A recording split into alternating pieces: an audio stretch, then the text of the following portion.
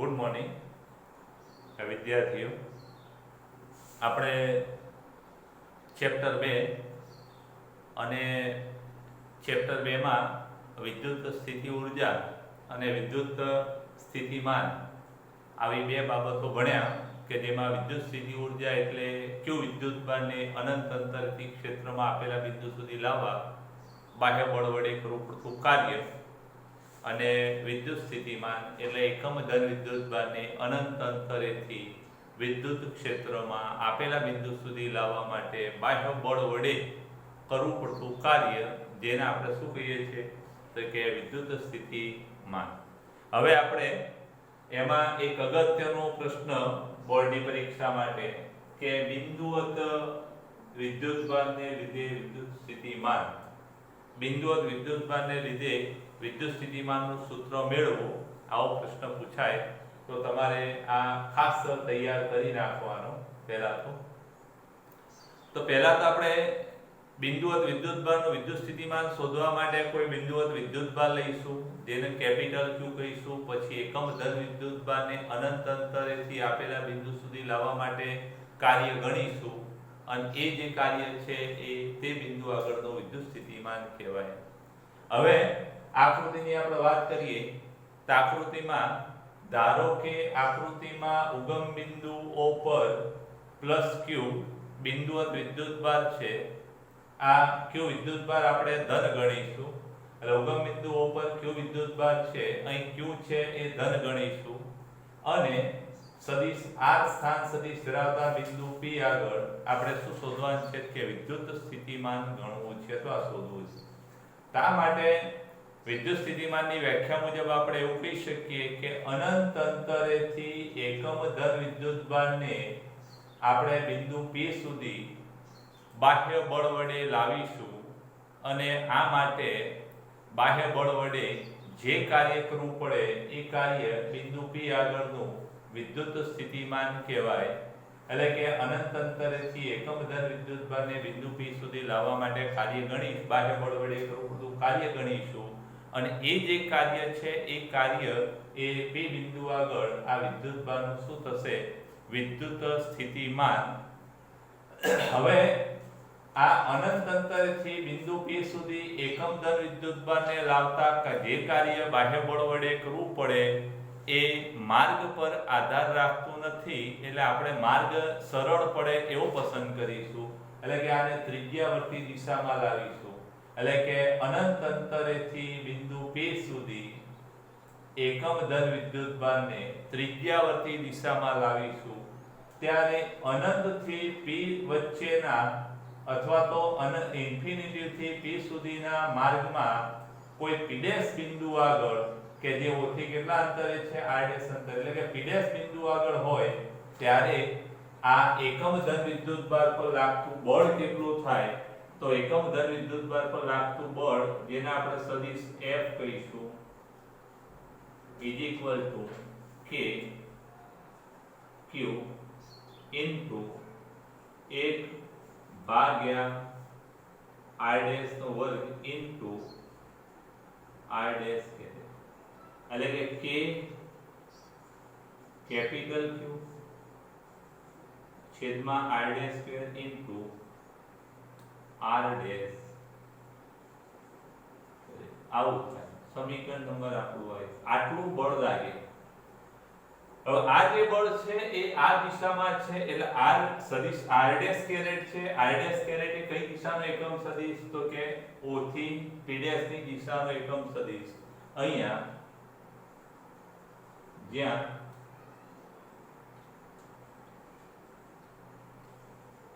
R' caret એ O થી P' ની દિશાનો એકમ સદિશ.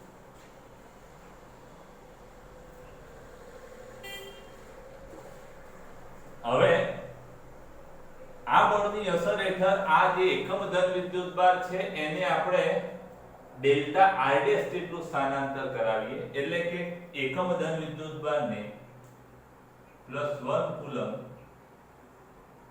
વિદ્યુતભારને સદિશ R' થી સદિશ r ડેશ વત્તા ડેલ્ટા સદિશ r ડેશ પર લાવવા કાર્ય કરવું પડતું કાર્ય delta w is equal to શું થાય તો કે બળ ગુણ્યા સ્થાનાંતર બળ કેટલું કે સદિશ f ડેશ સદિશ f dot delta r dash આવું થાય અને ઇઝ ઇક્વલ ટુ f એટલે કેટલા તો કે k q ભાગ્યા r dash square into r dash square k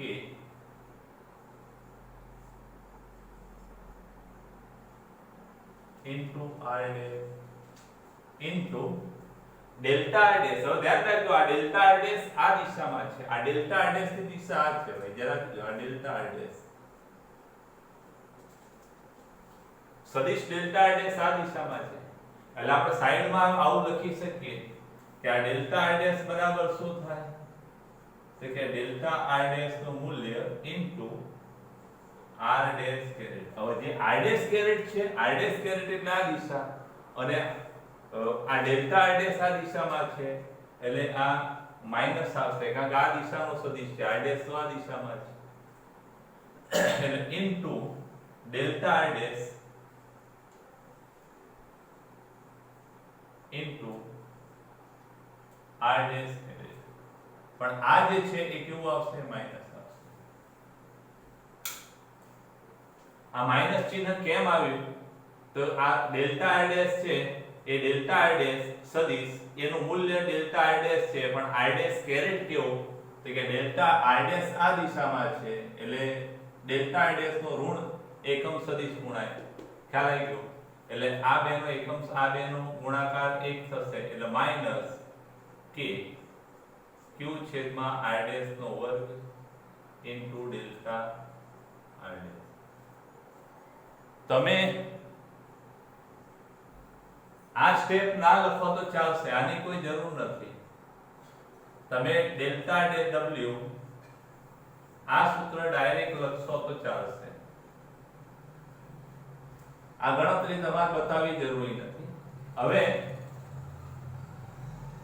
અહીંયા માઈનસ ચિહ્ન કેમ આવ્યું માઈનસ ચિહ્ન આવવા પાછળનું કારણ એ કે અહીંયા બળ આ દિશામાં લગાડવામાં આવે છે સ્થાનાંતર આ દિશામાં છે જ્યારે વિદ્યુત બળ છે આ દિશામાં લાગે છે અને વિદ્યુત બળ આ દિશામાં લાગે છે આપણે આ દિશામાં લાવવાનો છે એટલે વિદ્યુત બળ F અને સ્થાનાંતરની દિશા પરસ્પર વિરુદ્ધ છે એટલે અહીંયા ઋણ ચિહ્ન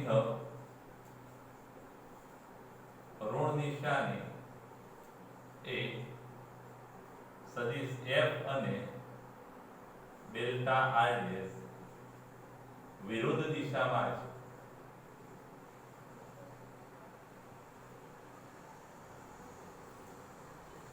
માટે આ ઋણ નિશાની એટલા માટે છે કે F અને ડેલ્ટા r ડેશ પરસ્પર વિરુદ્ધ દિશામાં છે. આ સમીકરણ નંબર આપણું 2. હવે આપણે આ નાના સ્થાનાંતર માટે કાર્ય ગણ્યું. આવા કાર્યોનો ઇન્ફિનિટી થી p સુધી સરવાળો કરવો પડે એટલે કે ઇન્ફિનિટી થી p સુધી લાવતા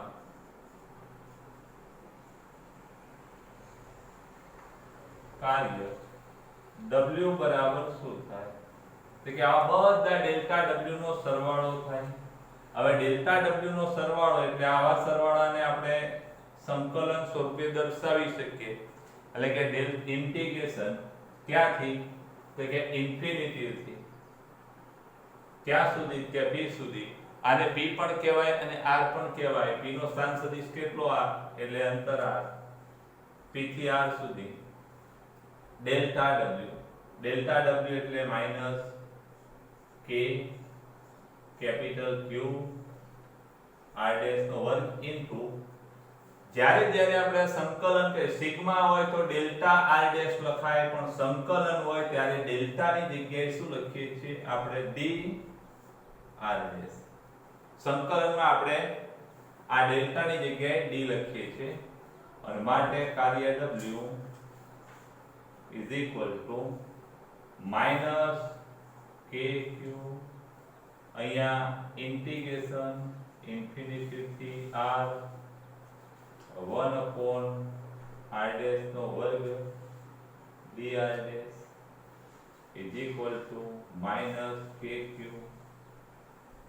હવે આનું સંકલન આપણે કરીએ તો સંકલનમાં એક વસ્તુ ખાસ યાદ રાખજો કે 1 upon R square integration 1 upon R square dr બરાબર શું થાય તો કે ઇન્ટિગ્રેશન R ની -2 ઘાત dr અને -2 ઘાત એટલે એક ઘાત ઉમેરાય અને નવી ઘાત નીચે એટલે R ની -1 છેદમાં -1 એટલે -1 upon R થાય એટલે આ ડાયરેક્ટ આ વસ્તુ ખાસ યાદ રાખજો 1 upon R square નું સંકલન શું થાય -1 upon R એટલે આટલું ગણિત જરા તમે ખાસ સમજી લેજો તો અહીંયા સંકલન શું થશે તો આ સંકલન -1 upon R dash થશે કારણ કે અહીંયા સંકલ્ય dr dash છે ઇન્ફિનિટી થી R થાય અને માટે કાર્ય W is equal to શું થશે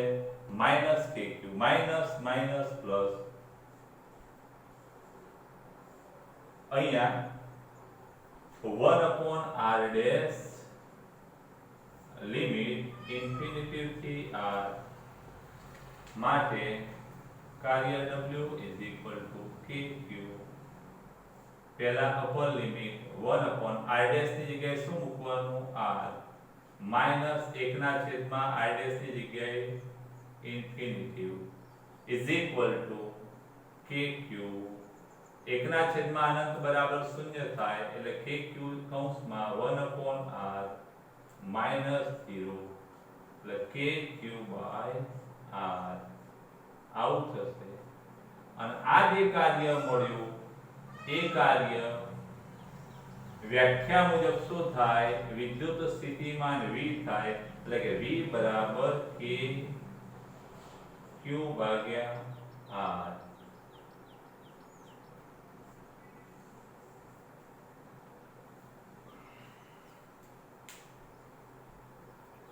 આ પ્રશ્ન તમારે આખો મસ્ત કરી નાખવાનો અને આ જે પ્રશ્ન છે એનો સ્ક્રીનશોટ તમે લઈ લેજો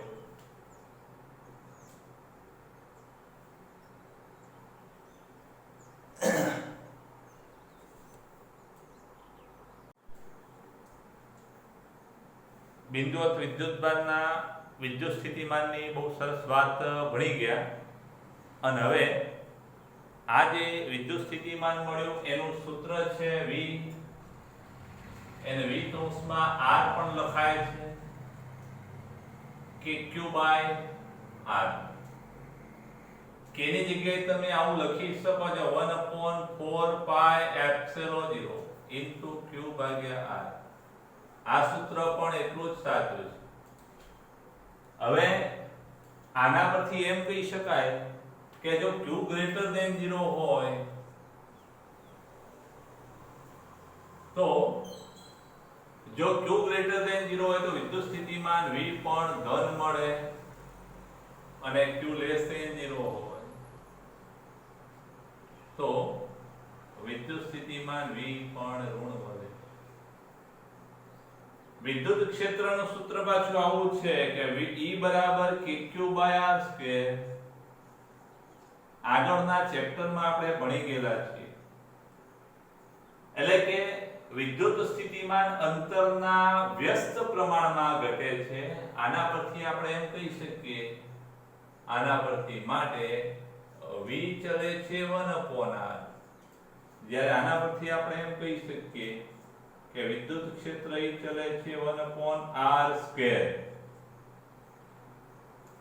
અને માટે વિદ્યુત સ્થિતિમાન અંતરના વ્યસ્ત પ્રમાણમાં ઘટે છે જ્યારે આ વિદ્યુત ક્ષેત્ર અંતરના વર્ગના વ્યસ્ત પ્રમાણમાં ઘટે છે અને માટે જો આના ઘટાડાનો આલેખ દોરવામાં આવે તો આ અક્ષ પર આપણે વિદ્યુત ક્ષેત્ર E અને V બંને પસંદ કરીએ અને આ અંતર અક્ષ લઈએ તો એના આલેખ જે છે એ આલેખ આવા હશે. પહેલા આપણે E ની વાત કરીએ. E અંતરના વર્ગના વ્યસ્તનો એટલે ઝડપથી ઘટે. એટલે ઝડપથી ઘટે છે આવો હશે. જ્યારે વિદ્યુત સ્થિતિમાન છે એ ધીમો ઘટે છે એટલે એનો ઘટાડો ઓછો હશે. એટલે આ જે આલેખ છે એ આપણો વિદ્યુત સ્થિતિમાન V નો હશે. વિદ્યુત સ્થિતિમાન અંતર સાથે ધીમો ઘટે છે જ્યારે ક્ષેત્ર ઝડપથી ઘટી જાય છે, કારણ કે અંતરના વર્ગના વ્યસ્ત પ્રમાણમાં છે. હવે આજે ખાસ વસ્તુ યાદ રાખજો કે જો Q ગ્રેટર ધેન 0 હોય તો ધન વિદ્યુતભારનું સ્થિતિમાન ધન અને ઋણ વિદ્યુતભારનું વિદ્યુત સ્થિતિમાન ઋણ. વિદ્યુત સ્થિતિમાન અંતરના વ્યસ્ત પ્રમાણમાં ઘટે, વિદ્યુત ક્ષેત્ર અંતરના વર્ગના વ્યસ્ત પ્રમાણમાં ઘટે. આ જે કઈ વાત ચાલે છે એ બિંદુવત વિદ્યુતભારોની છે. અને હવે એક દાખલો આના આધારે ઉદાહરણ 2.1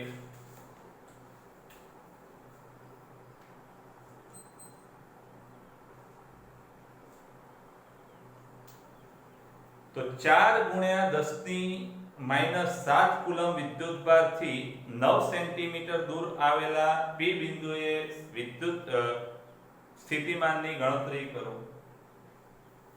એ આવું કહે છે કે 4 ગુણ્યા 10 ની વિદ્યુતભારનું મૂલ્ય Q બરાબર કેટલા? એટલે 4 ગુણ્યા 10 ની -9 ઘાત કુલમ, સોરી -7 ઘાત કુલમ. વિદ્યુતભારથી 9 સેન્ટીમીટર દૂર, R કેટલા? કે 9 સેન્ટીમીટર. 9 સેન્ટી એટલે 10 ની -2 ઘાત મીટર અંતરે વિદ્યુત સ્થિતિમાન શોધવાનું છે. વિદ્યુત સ્થિતિમાન V નું સૂત્ર આપણે ભણી ગયા KQ બાય R. ધ્યાન રાખજો આ Q સ્મોલ લો તો પણ ચાલે, કેપિટલ લો તો પણ ચાલે. માટે V K નું મૂલ્ય 9 ગુણ્યા 10 ની 9 ઘાત ગુણ્યા વિદ્યુતભાર 4 ગુણ્યા 10 ની -7 ઘાત અને છેદમાં અંતર R કેટલા? કે 9 ગુણ્યા 10 ની -2 ઘાત. માટે V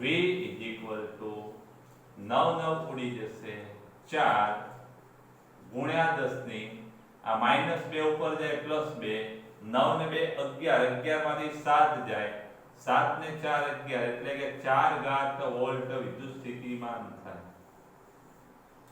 હવે એમાં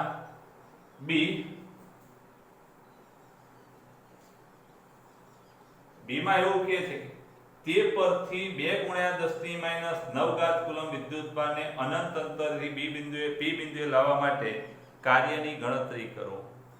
હવે આ કાર્ય કેટલું કે આપણે એવું ભણી ગયા. આ કાર્ય W બરાબર તો કે એકમ ધન વિદ્યુતભારને લાવવા માટે કાર્ય V હોય તો Q ડેશ વિદ્યુતભારને લાવવા માટે કાર્ય કેટલું થાય? Q ડેશ ગુણ્યા V. એટલે કેટલા વિદ્યુતભારને લાવવો છે? કે વિદ્યુતભાર Q ડેશ 2 ગુણ્યા 10 ની -9 ઘાત. તો કાર્ય W Q ડેશ ગુણ્યા V. Q ડેશ 2 ગુણ્યા 10 ની -9 ઘાત અને વિદ્યુત સ્થિતિમાન P આગળનું 4 ગુણ્યા 10 ની 4 ઘાત. 4 ગુણ્યા 2 8 અને ગુણ્યા 10 ની -9 વધતા થાય એટલે કે -5 ઘાત જૂલ. બાહ્ય બળ વડે આટલું કાર્ય કરવું પડે. ખાસ ધ્યાન રાખજો કે વિદ્યુત સ્થિતિમાન એટલે એકમ ધન વિદ્યુતભારને લાવવા કાર્ય અને Q ડેશ વિદ્યુતભાર લાવવો હોય તો Q ડેશ ઘણું કાર્ય હોય. આ એક દાખલો છે, જરા સ્ક્રીનશોટ લઈ લેજો.